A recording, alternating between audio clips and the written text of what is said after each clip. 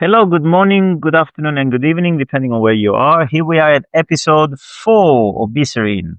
And today we talk about education. But before that, let's start with today's sponsors. Edward, today's sponsor is Edward. So I am today's sponsor. So I'll be doing a series of talks in the Franciscan Gardens in Canterbury from Wednesday the 10th. It's every week, every Wednesday. And we're going to be teaching some meditation techniques inspired by the teachings of St. Francis and also some other Christian contemplatives. It should be great. So have a little look on Meetup. We'll link it below. And so that should be fun. Back to you, Tonello. Great. It says used for 30 minutes. That's fine. Okay. Okay, so today's topic is education. So why did we choose this? Well, firstly, for me, it's a very dear topic because I had issues with education since I was born almost. I started from a very young age when I was doing classical studies. And it shaped me in the beginning of my life. And it's interesting how education, it's one of my first friction points when I came to this country. People like to use a fancy word, which is expats today. But for me, anybody who goes into another country to live is an immigrant. Right. And that's it. So, as an immigrant in this country, I've hit immediately, I've noticed a difference of, education as I came. Now, as I said, I did classical studies, and the type of school I did and the type of school we do, at least in mainland Europe, is a very broad kind of school. You learn about a lot of things. They include humanities, they include scientific studies, but the general level of knowledge, it's high. While in the first thing that hit me into this country is pupils get to up to A levels of subjects of their choice, and then lacking onto other subjects. Okay. So you end up with a pupil that is ready for university, but is really lacking in other fields of knowledge, which isn't a problem per se, but it closes your general knowledge view. Okay. It makes you very limited. This is just my first experience as I came into this country. And that led me onto, not a journey, but led me onto, sort of thinking that, prolonged for years, thinking what is right? What is wrong? This system seems to work. The one in Italy, it's good, but it doesn't seem to work so much. What are we actually doing? What is right? And then on top of that, I got my little sister that now studies in Germany, and the system is in between the two. What do you mean when you say this system works? Yes, because in Italy, as we know, Italy is, is a country of Italy is a country that has a lot of culture. They say that UNESCO sites around the world, 70% are in Italy. They used to be now 60%. And we have a lot of baggage. We have a lot of baggage. We're proud of it. I always like to remind Italians that, this baggage changes with centuries because, 150 years ago, the Impressionists were not worth much. They are now. And, we used to have 70% when we were not recognizing the Taj Mahal and the Great Wall of China as such as well. So, yes, we are, we do come with a lot of baggage. And we treasure general knowledge a lot. What does happen though? We have very good specialists. Yeah. We have very good philosophers, fantastic journalists, very well academically formed, but this does not translate well into the work environment. So a lot of pupils, they come out of the university and they have to start from scratch again. Yeah. So those two specialists you mentioned are really generalists. Yeah. A philosopher is a generalist, is a specialist generalist. The specialist generalist. And a reporter must be a generalist by definition. So I think, that's where you're... Yeah, and when I say it's not as good as the UK, it says the academic knowledge does not translate as well into the work field. Okay. And that's one of the biggest problems economically of Italy. There's a big disparity between... we think we have it in the UK as well, but in Italy is even more. It's marked. Okay. There's a crazy contrast where the people coming out of university aren't ready to get into the workforce at all. Okay. None whatsoever. Okay. So that led me on to, many years of pondering what is right, what is wrong, what the hell are we doing? Yeah. Is the knowledge that we have, is the knowledge that we learn, anything that we're learning, is it any good? Is it actually helping us? Because you see, Italy university is free. Probably in Ireland as well. Yeah. So university nominally. Yeah. I mean, yeah. University is free. So I'll start describing what we have at the moment. And then we'll dive into it. It feels like Chat GPT. Every time you asked him to do a resume of something, you always say, let's dive into it. So in Italy, university is free. So that means everybody's got equal opportunities, right? So if you come from a family that can't afford university, you can go and study medicine if you want. Yeah. Good. It's state owned. So what that means, there's no economical interest behind in sending people to a faculty rather than another one. That's good. But that means that a lot of people might choose to go and do medicine when you don't need to. So that comes with that problem. So, okay. And then it comes with another problem where teachers are not controlled. Right. Teachers are not based on performance. Teachers' jobs are not monitored by performance. Okay. So if you have exams where pupils are not passing, there's nobody asking them why is this happening. Okay. Yeah. Because there isn't an economical interest to get the pupil over the line. Right. And you get a lot of students who get stuck and in their degrees they should take 5 years, but they take 7, 8, 9 years. Yeah. And nobody's paying. So that's and there's fine. no reason for it. Okay. So it's just the teacher that gets stuck in it. Yeah. In the UK, now what's the system in the UK? In the UK, people have to get a loan. Yeah. So you got to come out of A levels. You can even iron your own shirts. You already got to figure out what's the end of your life, isn't it? Yes. And so you end up choosing a degree based on your grades. You don't really know if you like it, but you got to take already a loan. Yeah. In order to, become professionally able to do a job. So your choice is not like the same choice that you get in Italy. In Italy, you choose out of passion. Here, your choice is a little bit conditioned, isn't it? Your choice is not free here. That's interesting, though, because in Ireland, it's a very similar system to here. However, the universities are nominally free. I say nominally free because there is a charge. There's a capitation fee, it used to be called when I went. But it's still, I think that's a societal thing rather than an educational system thing, because I think in the UK and Ireland, bunching them together just for a moment, we are very with our kids, pushing them towards something that they must do, a job, a profession, or something. So it is very like that in Ireland. You don't find an awful lot of people going for passion. So I wonder if that's an Italian thing. Anyway. So, but you do find that in the UK. You get it in Germany. In Germany, is in between the two. I have to be honest, it's in between the two. So it's interesting. It's France is very similar to Italian. Very similar. So here, because if the loan would be less, like £3,000, but here we're talking about £9,000 plus, it's a lot of money. Yeah. So the choice, it's conditioned. The choice is conditioned. Yeah. Because if I were to be an 18 years old, if I went back in time, I'll be 18 years old. Yeah, I would be thinking, I love literature, but I got to find a way to pay this money back, don't I? Now, playing devil's advocate, you don't actually pay the loan back until you earn over a certain amount of money. Yeah, reasonable amount of money. I think it was 27,000. It might be more now. Yeah. And when you do get to that threshold, it's something in the realms of £30 a month. Yeah. So when you're earning that much, you pay 30. So it's more of an increased tax than a loan. Yeah. So what I'm saying is, maybe if you were doing it for a passion, then it kind of would be okay, because if you do well with the passion, then you make enough money. It doesn't matter. You pay back the loan. If you don't do well with the passion, you don't pay back the loan, right? Yeah. So I don't know. Yeah, but the problem is when you take this at face value, it's a psychological thing. Yeah, it's a psychological thing. It's like, oh no, I have this much of a loan. Yeah.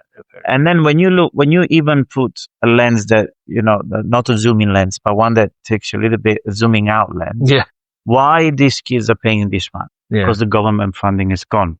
So what happens? The university has to get the money from the students. Yes. Now. So what happens? They have to say, students, come this way. Our uni is better. Look how nicely you can live here. Yeah. Look how nicely you can live there. Yeah. We have these courses. And obviously, because you have no government funding, you have to promote the courses as if it was a product in a shop. It is, and it becomes That's right. Yeah. So can the teaching ever be out of interest for the subject itself?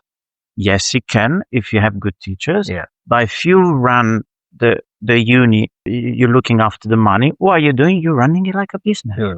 Yeah. Let's not fool ourselves here. No, the university today is a bit in the UK and in America and in other places like Canada, Singapore, Hong Kong. It's a business. Yeah. You got income, money coming out. So what you teach, can it ever be truly free? Some teachers might have the interest to do so. Yeah. But it's conditioned. Yeah. It's a business. Yeah, fair enough. And we see it. We have it in Canterbury. The courses that do not bring in money are getting closed. Like English literature has gone from Canterbury Christchurch. That's right. I've heard this. My goodness. That's right. So absolutely. Classics are on their way to shutting down. So everything that is useless, like we said on the previous podcast, everything that has no immediate direct purpose. Yeah. What does it do? Gets shut down. Now, everything, we were saying the other day, Aristotle used to say everything that's useless, that is not slave to anything, is pure freedom. Yeah. So I say liberal arts are pure freedom because they are applicable to any field you're working in. I can tell immediately, and not immediately, but after a day or so, I can easily tell if somebody who's doing a work can think a little bit out of the box, has that candor, has that mindset that takes him a bit further than just the technicality. Yeah. Has a vision of whole. And it's the liberal, the subjects that do not do so well, financially, they're closed off for, because now unis are run by businessmen. I'm really scared that this will happen to Italy as well. I don't think so because it's in our constitution. Basically our university has been based off a model by the governor called Giovanni Giolitti in the First World War, and it stayed the same since then. But liberal arts, studying philosophy, politics, creates the next political class, creates the next governments. Well, it's tricky really, because if you look at our current kind of government, yes, a lot of them did, but they studied mostly politics and philosophy, and I don't know whether a lot of them are fit to be in government, to be honest. So I don't know whether that's a good or a bad argument for the liberal arts, but I think taking the liberal arts more as, you see, the thing is, what the problem there is, what you're doing is you're treating the liberal arts like a professional degree. Yeah. Right? So you have a professional degree like medicine. You go do medicine, you become a doctor. Yeah. But, however, if you do philosophy and politics, I don't know whether it's a direct trajectory to then be a politician. I think you still should have to have some life experience, so there should be other ways of weeding out those who shouldn't be in the job. Yeah. Because it's not, the point of a philosophy degree is to learn how to think. Yeah. Is to learn how to love thinking. Thank you, because now you're bringing me to my next one. Yeah, because what does philosophy mean? The love of thinking. Yeah, so philosophy means philosophos, so which is always translated as philos, which means love, and then sophos, which is wisdom. Wisdom, the love of wisdom. That's the weak translation, though. Yeah. So because philein, it comes to love, to bring up to light, And then saphein, it actually comes from saphein. So actually means light. Okay. And then this last phase means light. That's where the word photography comes from, right? Phos. So it means to bring to light. Oh. Yeah. So so the love of bringing to light. That's right. Yeah, that's right. Oh, that's fine. So now the system, and now it comes exactly what you said. The education or the scholastic system should teach people how to think, to have a critical mind, because the way everything is set up these days, anywhere around the world, is to get you out to get a job.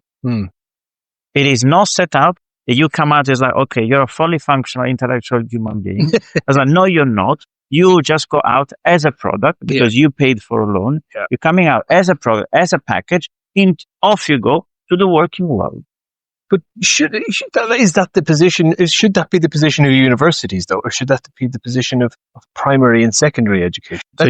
Universities started as, exactly as you said, as a place to become that. Yeah. Like you said, like we talked in the first and second episode, there's a place where you will learn everything. Yeah.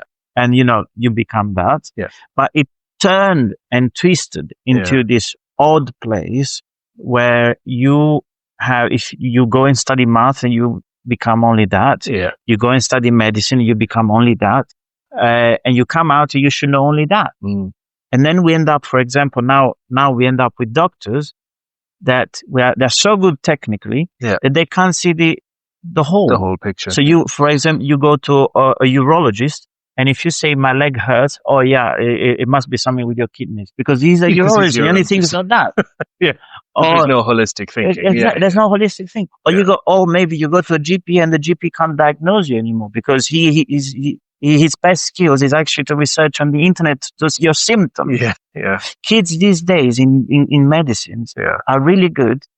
Their skill now is to research the symptoms to find your disease rather than just diagnosing by looking at it. Yeah. Because that's what they're trained in now today. Yeah. You are you're a product of what you're. That's right. And artists are lost. Artists used to go there and train. Now they're going to uni to study art. And, artists started losing it a bit when photography started coming in, because they go, now photography is coming in. What do we do? Our art has no meaning anymore. Yeah. So what do we do? Now we learn to use this photography, and you see the art started losing the meaning. Law, don't even get me started. It's all made up rules. And we never, with law, with the jurisdictional system, we are not challenging it anymore. No. We're just taking it as a fact. It is. It's been taken as fact, and it's not. Yeah, there's no more discussion on how the juridical system should come up, because now we're all becoming the establishments wants us as donkeys that we only see in that direction, and it doesn't see the whole. Yeah, that's how the system wants us. Yeah. And now here is my challenge: can we live in a world where all of this is changed? Can we live in a world? Well, I mean, the whole educational system is not up to standard anymore. At least for the kind of man I'm talking about. Because I start my life from a young age. We go to kindergarten, we learn, whatever, and then we get into what is called the high school, so GCSEs and A levels. And they start from little. What do you want to be when you become old? Yeah. Who do you want to become? Yeah. Don't you see a problem with that question? Absolutely. Oh, yeah. It's totally the wrong question. Yeah. Who are you? Who are you? Is the right? To phrase. So, what do you want? Paraphrase to is in. Who are you? And I was conditioned by it. Were you not conditioned? Yeah, absolutely. As well? Yeah. Because then you live your life on how should I be? Yeah. Instead of trying to figure out who you are. You're deciding what you're going to be. Exactly. So you live that instead of figuring out who you want to be. Yeah. Now you don't figure that out really until you're in your 30s. Let's be honest. You're not really. I was once told by someone when I was under 20, I think, in her 40s, that she wouldn't be back at my age, and I thought it was odd because she was complaining about her body, and she was because it was sore and tired and she couldn't run anymore and stuff like that. But she said she wouldn't go back to my age, and I never got it until I'm now approaching it, and I think no, I wouldn't want to be back I wouldn't want to have everything that I had to lose everything that I have now. Because I still don't quite know who I am. That's it. But I definitely didn't then. But at least the question is within you. Why are we asking 10-year-olds, 5-year-olds? That's wrong. Even 15-year-olds, what they want to be? That's wrong. It's absolute nonsense. Yeah. Do you know what my teachers used to say at the classical school? Yeah. When I used to get bad grades, he said, continue like this, and you will go in the fields go work on the agricultural line. And I said, okay. And I used to reply, no, because I used to be. You're afraid. I used to reply, and what's the problem with that? Oh, okay. I said, I love agriculture. What's the problem with that? Yeah. Do you see the front? Do you see? This is twisted. Yeah, absolutely. This is twisted. Do you know? Yeah. And even today, they're like, oh, you're not going. You know, what are you going to do with your life? Oh yeah, what are you going to do with your life? Well, I'm going to live. What are you going to do with your life? Actually, this I'm saying. You know, we got the book of Christian Muslim. Well, as Alan Watts says, though, the point of your life is to live. That's it. That's it. But now with this school, so what we're doing, we are preparing ourselves for life. As we say in Italy, we're putting the cart before the horses. So we are preparing for a life. It's an idiom here as well. Yeah, don't worry.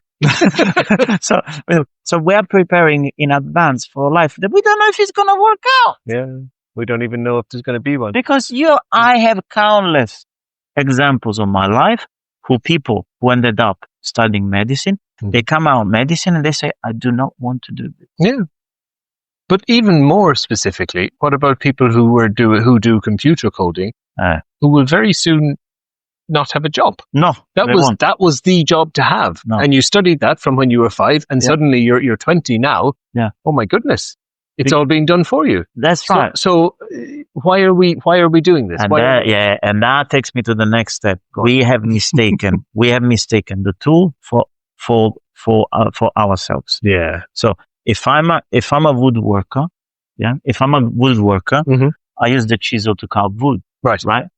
My chisel is my tool. Right. To carve. Right. Yes. So I'm making a table. I use the chisel to carve a table. Great. What is my tool? The chisel. Right. Great. If I'm a lawyer, I use my pen, I use my brain to create laws. Yeah. Laws are my tool to organize society. Yeah. Good. So my tool is my brain and great. If I'm a doctor, I have my scalpel, I operate surgery. Good. Now, I'm an IT engineer. Right. What is my tool? Well, it's my brain, I code and everything. Now I've got AI. Yeah. Is it my brain? No, it isn't. Yeah. It's a tool, right? Yeah. But we are mistaking this for our brain. Yeah. Why are we doing this? We are doing this because we are making the same mistake that the ancients did when writing was invented. Mm-hmm. There's a beautiful myth of Thamus and Theus in the Phaedrus of Plato. Mm-hmm. And it talks about when Theus, the gods of art, goes to Thamus, the king of Egypt, and he says, I'm gonna teach arts all over Egypt. You know, I know like painting, writing, I'm gonna teach everywhere. And with writing, you can record everything. Yeah. Everything you know about, you can record it. Everybody can record everything. Yeah. And Thamus is like, yeah, this is a great invention, writing. And he said, you're right. But because it's your invention, you can't realize the problem that's behind writing. Now with writing, people are not going to use their brain anymore because first of all they can absorb more than they can take in, and every time they think they know, but what they know is just an accumulation of knowledge from what they've read. Yes. So they will be poisoned by the reading they do. They will not have time to absorb it, and they think they've absorbed it, but actually it's just an accumulation of knowledge. And this is what we studied from the beginning. Well, all we're doing is just an accumulation of knowledge. Well, it's an accumulation of information. Yeah, an accumulation of information. It's not knowledge until you know it. Yeah. Interesting. So we're talking. This is 2,500 years, and someone already saw that far ahead. And this is the reason why oral transmission was so important. Yeah. Because you were receiving the oral transmission once. Yeah. And you were like, oh my God, is that? I have to remember it. And not only I have to remember it. If I don't remember the words, it's fine. But I have to get the meaning. Yeah. Yes, so I can pass it on because the words is all right. Yeah, as long as you get the It meaning. might be another language after, but I need to get the meaning. Yeah. And how many times have we get the meaning these days? Yeah. Yeah, not very much. So we're going to be using our brains less and less, it sounds like. Yeah. But because we've misunderstood, because we've lost the meaning behind us and the tool. Yeah. We've mistaken AI for consciousness. For us. It isn't. Yeah, it's the tool. With ChatGPT came out, it's a disaster. It's not like ChatGPT 4. Because it can't do what we really think it does. Yeah. And so we've trained ourselves in every art, in every human endeavor towards that direction, to accumulate knowledge, not to use it properly. Right. So we're accumulating the information, but we're not translating it into meaning. And I think this is what's taking us to plateau. Yeah. This is what's taking us to plateau because we are forming a whole generation of individuals, including myself. I put myself in this. We train it in. It used to be okay in the past because you didn't have the internet. Yeah. So back in the days, remembering stuff was important because you didn't have the internet. Yeah. So a good teacher was somebody who remembered things and somebody who understood things. Understood the meaning. Yeah. So both things were equally important because before you didn't have anything else apart from an encyclopedia, did you? So you had to go. But now the memorization is not that much. It's not that important now. Yeah. So now what's becoming important is what truly matters. Yeah. Is critical mindset. Yeah. And now we're training a whole load of generation, to know things who might become obsolete one day. Yeah. And obviously they're having an existential crisis. Yeah. So we are training a whole generation of people into depression because you're creating the causes for them either become unemployed or not to find meaning in their job. Yeah.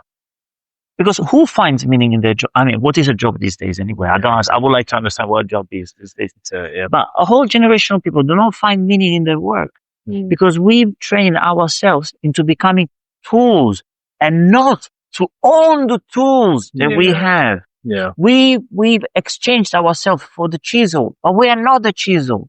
We use the chisel. Am I? No, I'm agreeing. What's the answer? Well, the answer, first of all, is I really hope, because this questioning started with a little bit before my generation. It started with X generation. So I don't like to put labels on generation, but it's useful to help us out. So, because I'm really grateful that Gen Z, is challenging a bit more than we did because it should be. Yeah. I would love to see, I think the university as it is now is outdated. Yeah. It is just outdated. I would love to see a system where the last 3 years of A levels are completely erased. We must reopen the School of Arts and Crafts. They must reopen. Where kids go in, learn a trade. You do not learn a theory. Leave the theory for the old. Leave this because the theory doesn't help you anyway. It takes you up to a certain point. Yeah. So imagine if kids at 16 years old can go and learn about medicine and they can already learn how to do stitching and things, and the doctors, you will end up at 24 years old already someone, make everything arts and trades. Yeah. And then if they want to switch, they switch because that's the age where they have to try things out. Yes, exactly. I mean, but that's a hugely important thing. So Michelangelo, Mozart, even the best politician, Giovanni Giolitti, and best scientists, they learn their craft, their passion, their art at an age much younger than We've lost that spirit. Yeah. There's no spirit. Like, if you want to learn music and play like Einaudi does, what do you have to do these days? Like, I want to be a musician like Einaudi. I'm young. What do you think I have to do? I'm 15 years old. I want to play like Einaudi. What do you tell kids to do? If you're 15 years old, well, you have to go and get lessons. You have to practice. You have to go and, have lessons and practice, I guess. Yeah, and that's then what you really need to do. Yeah, and then if you're in school, they say you have to go to conservatoire. Well, if they're in school, they tell you, you have to go to conservatoire. Oh, yeah. 6 years, 7 years, And then you still haven't got the fire in you. Yeah. And then you got the gypsies that can play things and they've never seen a pentagram in their life. Yeah. But most of the great musicians didn't do that. No. Most of the great musicians just learned and played. They couldn't even write music. Yeah. They just did. Yeah. When Mozart started playing, writing music was starting to become a thing. Yeah. But it's just going to take such a sea change, though. I mean, that kind of, I heard a story once about how Japanese craftspeople, they often do it generation to generation. So you'll have you'll teach your son your carpentry, your cabinet making. So you'll know how to make a cabinet. Your father would have taught you. And your 3-year-old son, you bring him to work and you start him teaching. You start him learning about cabinetry. So you'll give him some sandpaper, you'll give him some varnish, and then he'll have a chisel when he's 6, and then he'll have and so that when he's 30, he'll have been doing that for 24 years, because from 6 he's been making cabinets. Yeah. And that sounded great. It did. It really, it sounded like, oh my God, yeah, because he has generations of working knowledge, and then he has the actual working knowledge himself, and then the meaning comes after. Yeah. Absolutely fine. We don't live in that world. No. We don't live in the world where I can take my son to work and start teaching him about all I know. Yeah. Because we have, why do we live in that world? Why can't I do that? Well, you can't. Well, first of all, I don't know very much. No. This is the thing. I am a professional person or whatever. Yeah. But I don't know. Do I know? I have lots of information, but I don't think I know a lot of stuff. Do you know what I mean? Yeah. I don't know whether I could actually teach somebody to do what I do. I find that quite sad. Yeah, well, teaching is another skill in itself. But I couldn't even pass it on, it's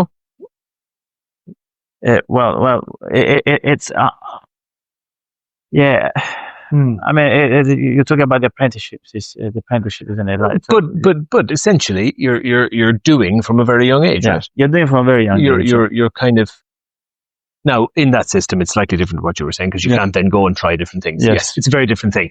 But I thought it sounded like a fantastic idea. But yeah, but I do agree that people should, when they're in their 20s, be able to go and do lots of things. And the School of Arts and Crafts, explain that to me again. I'm not quite sure I got that. Well, we reopened the school because now we're taking pupils all the way to 18. Right. And then we just put them in front of a choice that will get them stuck for the next 3 years. Yeah. Maybe 5, depending on what they want to do. Yeah. Yeah.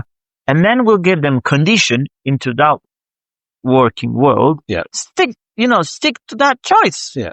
And the employers are sticked in those choices. Yeah. Because the employers think, right, I have engineers, I got to get people from engineering. Yeah. You see? Why? Because I have to make money. I do see what you mean. Because it's all towards the money. You see? Is this the problem then? Is the problem the intention? Is intention. Intention is towards money. Yeah. It's all towards money. We live most of our life. We are conditioned. Our intentions are conditioned to something that is empty in itself, which is money. Yeah. So, for example, if you ask why do you work, it's for money. Yeah. Most people. Okay. They say, what do you want? They say, I want money. Okay. Hold on. Wait. Yeah.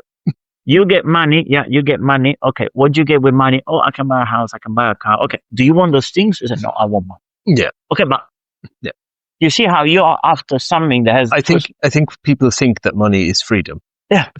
People use money as an analog for freedom, because, like you say, I want a house, I want a car. Do you want those things? No, I want money. What they want is the choice to be able to have those things. Yeah. And obviously, as a kid, you see money around. I mean, you see money. What is money? This is all digital. But you see the effects of it. You see the effects of that. So you do not realize that even though Edward, I would love to tell you that the choice is not conditioned by it. No, it is, absolutely. Yeah, no, I totally agree. The problem is there's no one person, there's no one organization, there's no one thing controlling that. That's right. Conditioning. That's right. The conditioning is there because it's there. That's right. And until all of us collectively we realize this, I'm afraid this won't change, because we're what's not very happening good in the collectively. UK right now, Yeah. I'm telling you, it might happen one day, even in countries where universities is free at all, Yeah, because yeah, it will absolutely. happen. Because do you know what's happening? So population is decreasing. Yeah. So when population is decreasing, the infrastructure is more costly to keep up. Yeah. And we do not like to size down, do we? No. We like to keep it as is, or growing, or bigger. So they're going to be like, oh, this is now costing more to keep up. We're going to have to charge pupils to go in, even in countries like Italy. Yeah. It will happen. Yeah. Make no mistake. It will happen. Yeah, it will happen. So it will happen, like decades ago, where it became an elite thing. Education. It might be, but look, I don't know. But I really do hope that AI, maybe will not. I really do hope that AI will create a massive disruption, because it has to make us understand that the way we're learning is not as conscious as we think it is. I don't think anyone thinks it's conscious.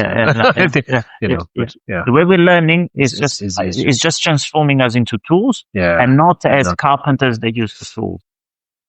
Yeah, I know it's a big bomb. No, that's very. Sorry, it's very deep, man. Yeah, I had to take you down. I had to take you down the labyrinth, to get there. Yeah. Because it's forming us in tools. It is. I do. I feel like a tool. and it's all around. It's all around money, and I lived half of my life like this. Many of us question, and we suffer because of it, and we fall into. I would say this is a kind of general depression of society. It is, yeah. Because a lot of us, once they get into the working world, so the options are: you come out, you're happy, you find a job that you like. Okay, cool. You get the money that you want. Okay, cool. I have a career. Good. I'm on the track to be the best I am. Mm-hmm. So they train you. Mm-hmm. Yeah. They train you. They tell you, this is nasty what I'm about to say. Yeah, because it is. They train you. You have to be better than the others. Yes. This is what the individual. The teachers teacher used to tell me. Otherwise, you go work in the field. Absolutely. Yeah. It's disgusting. Yeah, you must be better. What they don't tell you is what that means is you have to stand on other people. You have to push other people down in order to be better. So the thing that they don't realize is that in order to get on top, what you have to do is you need to stand on the people underneath and push them down. That's right. Horrible. Yeah, that's right. And this is the biggest sickness that they're developing into schools and today's society is that, they say, why do you want this? Because I want to be better at my job. I want to be better than the others. Right. They instill you that you got to be better than the others. Yes. So what you're doing, you're comparing yourself to the others. It's a form of sickness because you go back and you're like, oh yes, I'm a doctor. I earn, I don't know, this much. I am. And then I look at the others. I'm better than them. Yeah. I've done well. Yeah. This is a form of sickness. This is a form of mental sickness. Yeah. Call it what you want. Call it normality. This is not the core nature of our being. This is a form of sickness. Yeah. But for us, it become the normality. And then no wonder in today's society, now we have this fight. Yeah.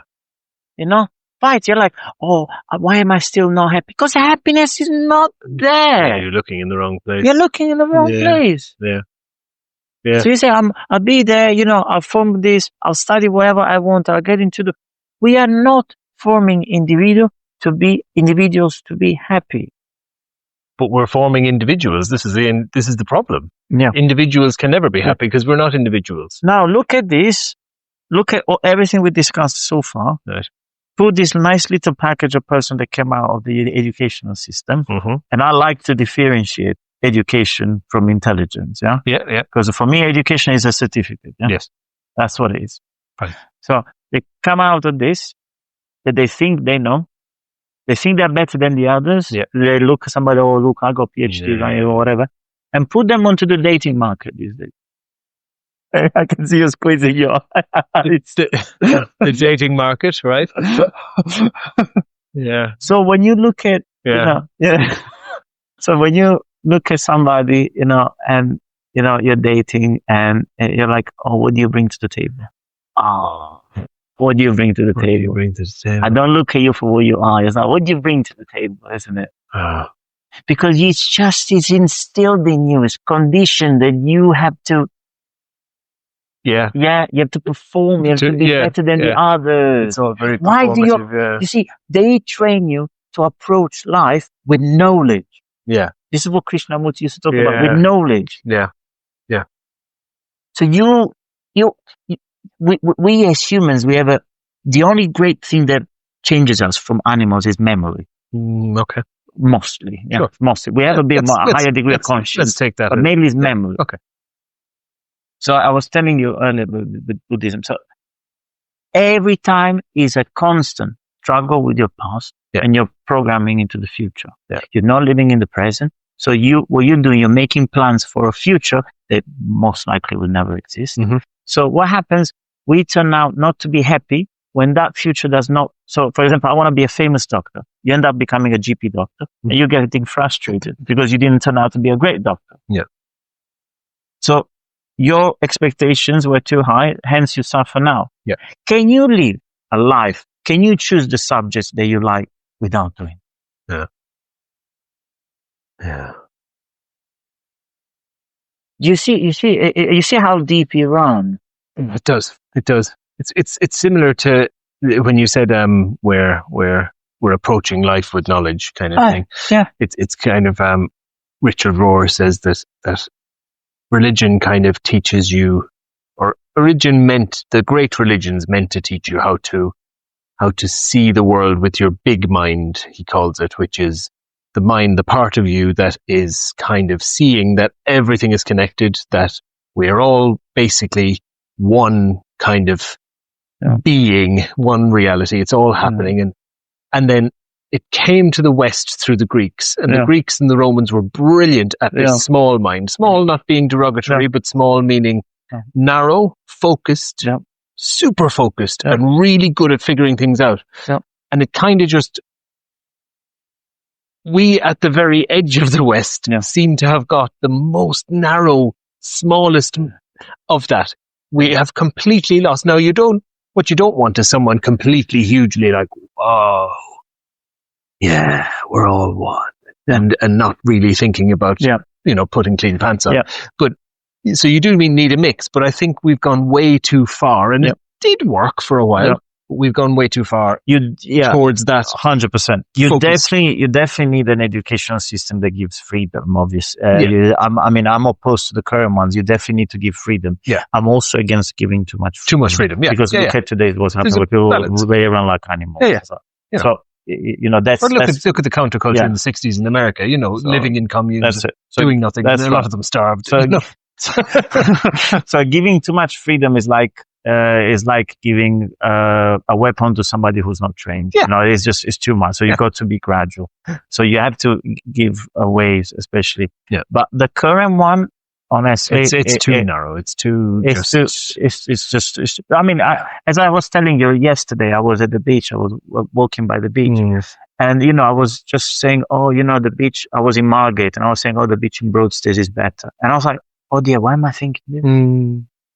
Why am I comparing? Why am I not enjoying the view? And that happens every bloody day on your work. And saying, what if I chose this? What if I done that? You're comparing. Oh my God. And or teachers tell you, don't learn this, learn that. You can make more money with this. This job is better than the other. I am doing better than you. Don't look at your brother. He's doing worse than you are. I know. Because I remember those decisions. And I remember thinking that they were my decisions that I made. But, every time, it was do science instead of woodwork. Okay, do science, because science will get you a better job. And I thought, I like science. Science is good. And then I did science. And then I thought, then it was the next thing. It was, maybe don't do so much music. Maybe do some more studying. And the more you study, the better you'll do. And the better job. I like studying. Studying's good. Yeah. So, but it did feel like my decision each time. It did feel. But is it really you making that decision, or is it the accumulation of knowledge that you've done that filters that decision? Is the second one. Yeah, I think so. It's the second one. And I'm seeing my sister going through it. Yeah. And I'm glad that Gen Z is seeing much through it, because they're seeing much through it because they don't want to put up with the debt. I know it looks inviting because they want to make it look inviting. Yeah. I know it looks inviting. It does look inviting because they, if there's one thing I learned is not to take the government advice. just in general. Just don't do it. Yeah. Whatever the government wants you to do, you do the opposite. You'll be all right. Advice for life. So help to buy scheme, or avoid them like the plague. And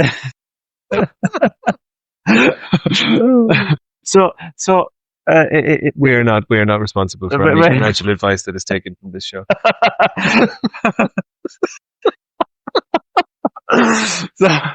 So I'm really sorry to say, but yeah, everything the government tries to make you do, I would steer away from it. Now the next thing, there's morphing.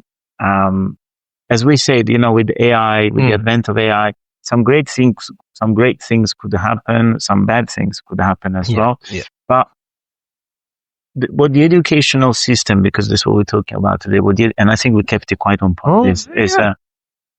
It's just first time for everything. Yeah, it's showing us, at least it comes self-evident to me, that can we have a society where money doesn't need to exist?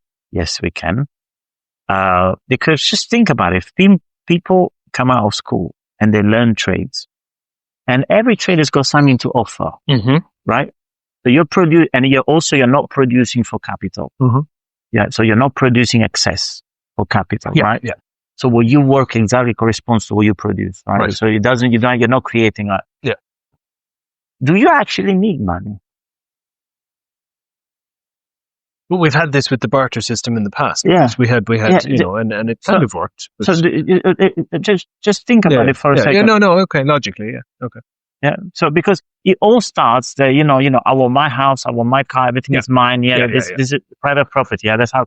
So if we live in a world that people learn trades, and then on top you have AI, because you get money based on X, X time you put in. But then if we get to a point where things are not becoming anymore economically viable, right? Yeah. So you can actually have a society that does not need money to. Think about it in the terms of the monastic systems before the reformation of the monasteries in England. They were incredibly productive and safe and happy environments to live in. So none of them owned anything. So in the Benedictine order, right, the rule of Saint Benedict, none of the monks owned anything. All of the clothes they had was owned by the monastery. All of the food they grew was owned by the monastery. But none of them ever went without. So if you were poorly and you needed more food, you got more food.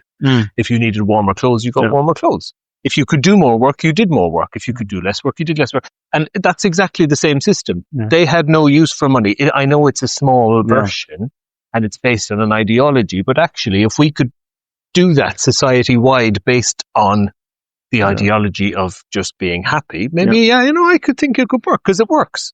Like they were, and the monasteries were fantastically wealthy. In terms of just. I hope we get that, because to be honest, we're getting to a point in society where, I think we're reaching, first of all, I think for the first time in the capitalistic history, we reach a time where it's getting to its limit. It can't morph into something else anymore. It'll have to morph into something else. Yeah, but it can't get any bigger. Yeah, it can't get any bigger. And it's the whole, I mean, it's always the nature of the human being that want, of the egos that gets in the way. They always wants to be better than the others. But we can now see how education and other parts of society is just a reflection. It's a mirror of our internal working. Yeah, it is. It is. And how can it not be otherwise? So we internally, happiness, sadness, anger, these are internal emotions, right? Yeah. And we try to control the external, to bring us happiness. Yes. But obviously, happiness, sadness, anger, anxiety are internal emotions. Yeah. So the answer has to be found within, not external. Without, yeah. And what are we learning throughout all of this conditioning? You have to solve the external so you can be happy. Yeah. Study what you like, which is so you can get the flawless, job that you want. Yeah. You can find the partner that you want. Yeah. And then you end up, you feel kind of cheated, like Alan Watts used to say. You get at the end of school, you feel kind of cheated. Is this it? Yeah, this is it. Because there was nothing intrinsic of value of what you did. Yeah.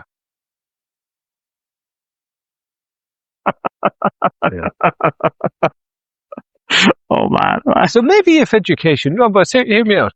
Maybe if education teaches you to love learning, right? Maybe if all of the education systems are completely overhauled, right? And all it teaches you, they all teach the same course, and that course is learning. Yeah. Love of learning. You can learn whatever you want in the course. So you go to the course. They say, what do you want to learn? You say astrophysics. They say, great. Yeah. Or you say agriculture. They say, great. Yeah. Or you say medicine. They say, absolutely. Yeah. And so you go into the course. It's one course. Everybody's doing the same course. And what they teach you is how to love learning, how to learn, how to really be able to turn information into knowledge, into meaning. Maybe that would work. Yeah, I mean, because at the end of the day, at a discrete levels, all the subjects look very different, don't they? Yeah. But they're actually all intertwined. As we said, how many times we say literature, art, they're all connected. Yeah, they're all connected. And like physics, maths. Absolutely. In truth, it's all the same subject. Yeah. And but treat it as such. Yeah, treat it as such. Exactly. But that's not a capitalist system, because then nobody can be better than anyone else. That's right. No university can be better than another university, because they're all teaching the same course. That's right. So where do we end up? Communist UK. Yeah. I don't know. At the end of in a classical in my lyceum, in my high school in Italy, we have a maturity exam, we call it. Yeah. So at the end of the exam, you're mature. Do they play fart sounds and you can't laugh? It's actually we normally burn all the books. We make a grand bonfire. We make all the. So it's quite tiring. It's 4 days of written exams. Yeah, it's 4 days of written exams. In my case, it was 5 days of written exams. And then you have 4 hours of oral exams. Well, you just expose, a thesis of everything you learn, everything you think was right. Yeah. And I got into trouble. Mm-hmm. I was aiming at getting almost top marks, 100%. But the commissioner, the examiners were all externals. They didn't know about my past. And I almost got into a fight with the examiners. Because I sat down, and I like Eric Fromm, a sociologist, at the time, also a philosopher. Don't know if you know Eric Fromm. I wrote a book called The Love of Art, of Eric Fromm, and also To Have or To Be. And I started my pitch, saying, so the philosopher Eric Fromm brought us the issues, between owning things and to be today. And the examiner said, I'll stop you there. Eric Fromm was not a philosopher, was a sociologist. And I replied, can a sociologist be a philosopher? She said, if you say this, I'll take 10 points off your final mark. And I said, and I'll gladly take them. And that got me into trouble. So you see the split. Yeah. And but this is the problem. It's right and wrong. It's better and worse. It's comparing. It's dichotomy. It's dualism. We need to move beyond it. Comparing. And I that's why I said I don't know if I have kids. I don't know how this will be because I don't know how you're experiencing this firsthand. So how you well I don't know. I didn't get that many opinions across this episode, but I do have opinions about the education.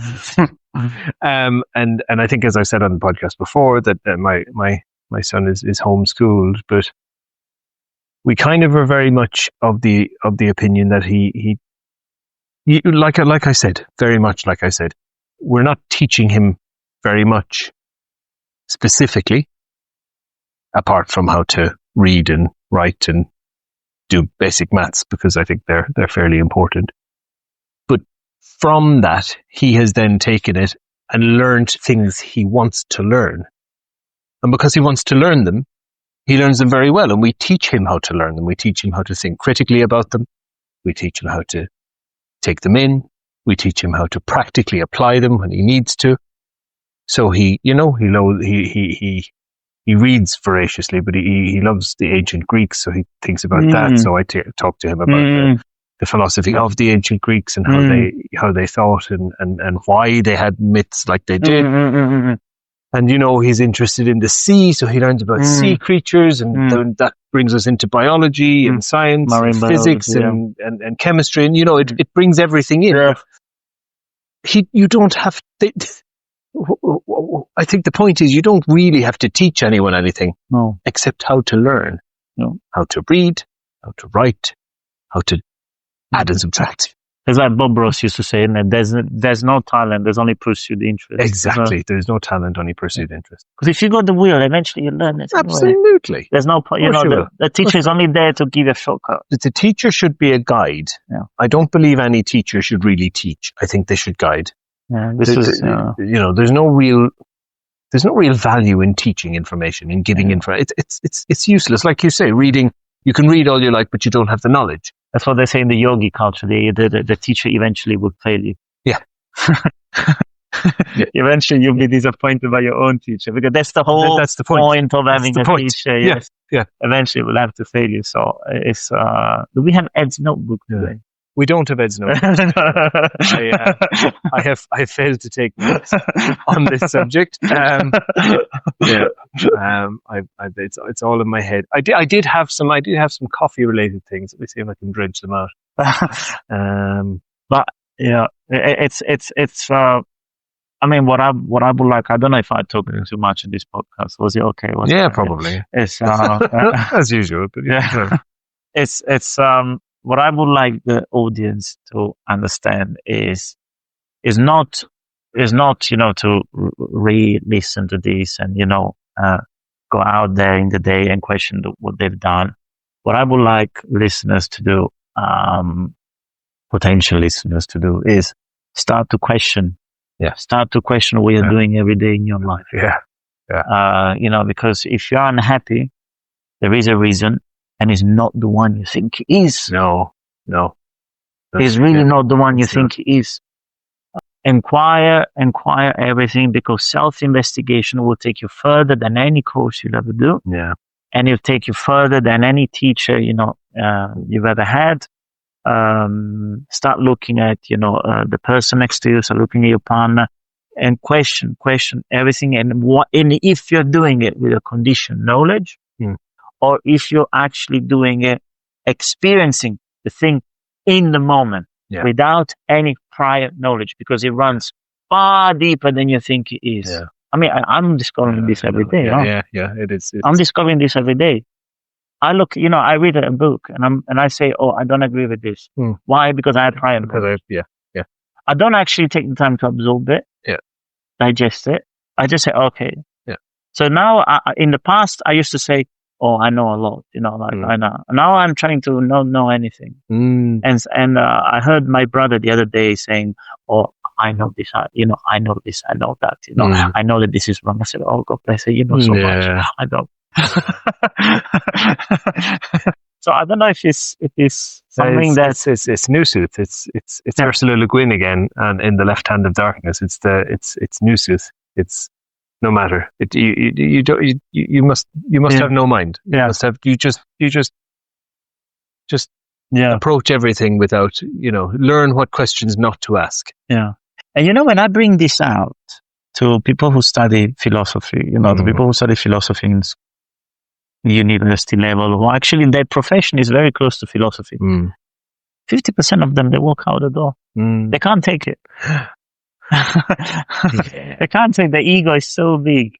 There's only fragile. Yeah. There's only a handful of philosophers in the Western society who managed to get to this point. That they understood that there's something fundamentally wrong at the core about how we structure education and thinking. There's only a handful, and I will put into those Schopenhauer, Nietzsche, David Hume, Karl Popper. Yeah. So there's a handful of them because we got there. We've understood it, but they are the outliers. Yeah. And so yes, this is the take for myself for today. No, I think Edo, is there anything else you would like to add? Though? No, it's food for thought, really. It'll help me in my journey of educating my son and it brings continuing to educate myself. I mean, that's the other thing. Yeah. This beginner's mind that you bring to it. This it's not pretending that you have no prior knowledge. It's actually understanding that you have no prior knowledge, and you approach everything as if you are that. And because it wouldn't be this whole education system and mindset that we have. It wouldn't be a problem if that would take place towards the end of our life. Yeah, when we're older. Yeah. Because it doesn't condition you. You see. Yeah. Exactly. Because if you learn all this theory later in life, then it's your job to pass it on to the ones that will become old very soon. Yeah. Well, I'd rather have a generation of young people that know how to do things. They know experientially how to sort things out. Yeah. And then learn theory later in life. Yeah. Because this thing that you have to learn the theory and then you do things up. It's modern. It's not right. Yeah. It's modern. Yeah. Michelangelo has never learned how to draw. He was going out there and drawing. And he did it. Yeah. He was fucking it up, and then he was doing better and better and better. Rembrandt did not learn how to draw. He was going there, messing it up, and then doing it again and again. Yeah. We're afraid to fail now. Yeah. We're afraid to fail because then we're worse than That's the other right. person. Yeah. You see you see how deep it goes. Yeah. It goes way deeper than I just said. It does. Yeah. Mozart did not go out there and learn how to make music. No chance. He learned first with the thing that came before the piano. There was another instrument. You see, it runs far deeper. So I hope this was enough for today. I would like to close just by saying that I will be at the last session of the Franciscan meditation. On the 24th. On the 24th. So I'll the last of September. So I'll be there as well. Edo, do you want to run through a little bit of the type of meditation that you go do at the Franciscan? Oh yeah. So there's a couple of things I have in mind. I don't want to spoil anything. No spoiler. But the so I was thinking of a kind of a meditation called Lectio Divina. Oh wow! Which is really, really interesting, and it's based on traditionally reading scripture and then speaking to God about it. But I think we can move that into a more secular space and actually get real value out of it. I was also going to bring in some of the Canto of the Sun from which is the earliest Italian poem. Yeah, it is. Yeah. Which is really interesting. Which I thought was fascinating. But yeah, so that also, because I think there's lots of value in that. And then some walking meditation in the beautiful settings of the Franciscan Gardens in Canterbury, because it is a wonderfully peaceful place, and it will be really peaceful because it's in the morning before it opens, so it's going to be nice. So yeah, so and then obviously there will be some Zen meditation, Zen influenced mindfulness meditation practice, which absolutely has to be in there, but it's very similar to Christian contemplative practice. So it's all the same. So anyway, so looking forward to see whoever comes to that. And you'll certainly enjoy it, I think, on the 24th. Fantastic. And then we have a lineup of guests. We have a lineup of guests, which we have to sort out. Which we have to sort out. It might not be what we usually do. It might be in a professional, in a studio. But we look forward to hear from you. And thank you as always for tuning up. And see you next.